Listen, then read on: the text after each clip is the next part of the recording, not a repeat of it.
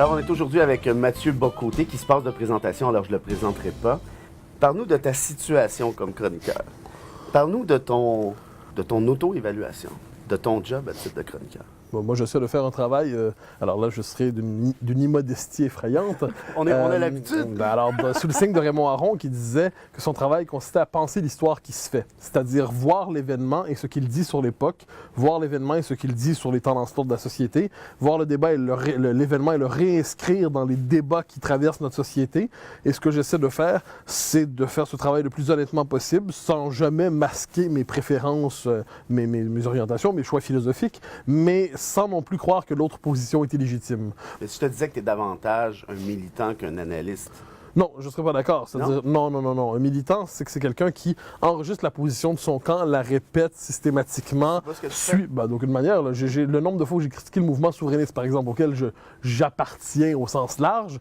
Je n'ai jamais hésité à marquer une critique de fond du mouvement souverainiste. D'ailleurs, j'ai plus souvent critiqué mon propre mouvement que d'autres. Donc non, je pense qu'il ne faut pas confondre le fait d'avoir des préférences, donc le fait d'avoir une philosophie propre, d'être un intellectuel dans la cité, si je peux me permettre, et être un militant qui consiste à véritablement être un soldat de son camp. Ce que je refuse de faire, j'ai une formule en la matière, je dis que j'ai prêté serment d'infidélité à tous les partis politiques et pour me donner le droit de critiquer ou de louer chacun d'entre eux.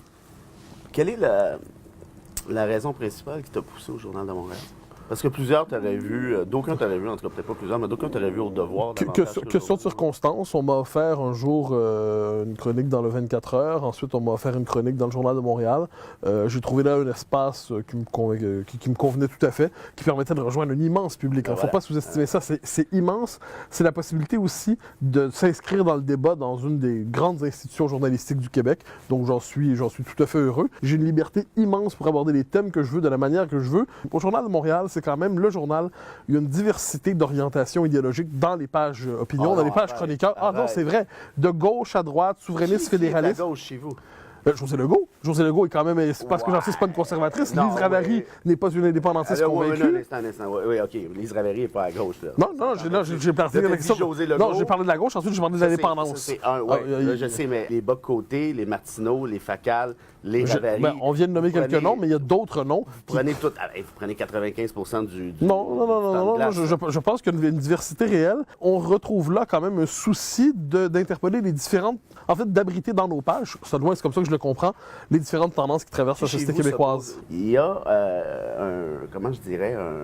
une tendance qui s'est dessinée avec le temps, qui a fait de toi une tête de Turc en un sens, disant, bon, voici le conservateur identitaire sur lequel on aime bien taper. Comment on vit ça à titre personnel? Comment on vit cette espèce de combat-là ou dans une époque où les opinions sont nécessairement très polarisées et que le discours n'est pas toujours très intelligent? Franchement, c'est pas la fin du monde. C'est-à-dire qu'en ces matières, qui s'engage dans l'espace public accepte à l'avance d'être détesté par un nombre significatif de personnes. C'est le prix à payer pour la participation au débat public. Tu le vis bien, ça? Je ne vis pas.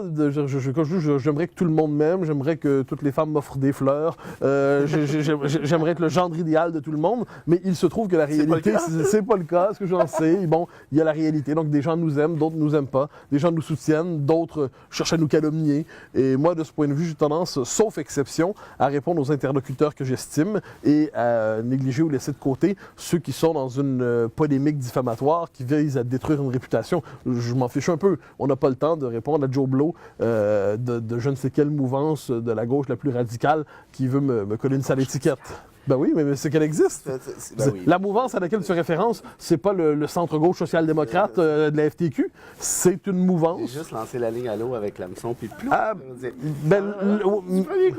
Le fait est que ça existe, le fait est que je la nomme, le fait est qu'ensuite je dis, ça m'empêche pas de dormir. Bon, si je te dis la formule suivante, ce ne sont pas tous ceux qui appuyaient la Charte des valeurs qui sont racistes, évidemment, mais tous les racistes appuyaient la Charte des valeurs.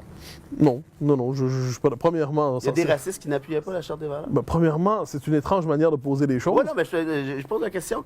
Est-ce qu'il y a des racistes qui n'étaient pas en faveur de la Charte des valeurs? Je vous donne un exemple. Par exemple, ceux qui ont lutté ardemment contre la tenue de slave cet été et qui considèrent qu'un blanc ne peut pas reprendre des chants noirs fait par des esclaves noirs. Et donc, c'est un propos racialiste, sans le moindre doute. C'est-à-dire qu'on enferme les gens dans leur identité raciale. C'était des racistes, manifestement, pour moi. Ben oui, si vous considérez qu'un qu'un blanc ne veut pas reprendre un champ noir, ou je sais pas moi, on peut donner des exemples. Ces gens-là, il y a un enjeu d'étymologie. Ces gens-là, je sais pas, à moins que le racisme soit le monopole des blancs. Si c'est ça, il faut mal l'apprendre.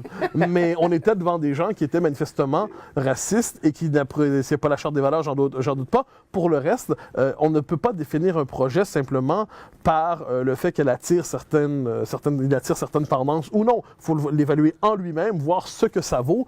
Et puis ensuite, si on me dit que oui, vous avez quelques compagnons de route qui sont de malheureux loupards, je dis, parfait, on n'y joue plus rien, on ne leur donne pas la parole, on porte pas une attention exagérée. Et je trouve que c'est une technique politique malheureuse que toujours mettre la lumière sur les fous furieux du camp d'en face. Je critique le multiculturalisme, c'est pas un secret, avec une certaine vigueur. Je n'ai jamais eu la prétention de réduire le multiculturalisme au fait que les islamistes s'y reconnaissent, par exemple. J'ai pas cette idée. Moi, je le critique en lui-même. Ensuite, ça peut être une donnée de l'analyse de tenir compte dont ces gens-là sont là.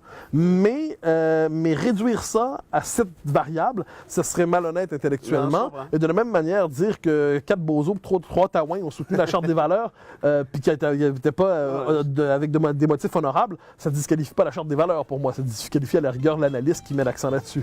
Une dernière question. Qu'est-ce que sera Bock-Côté dans 10 ans, 20 ans, 30 ans? Quelqu'un qui va lire, qui va écrire, qui va enseigner, qui va participer à la vie publique jusqu'à la fin de ses jours, et espérons-le dans un Québec indépendant. Et voilà.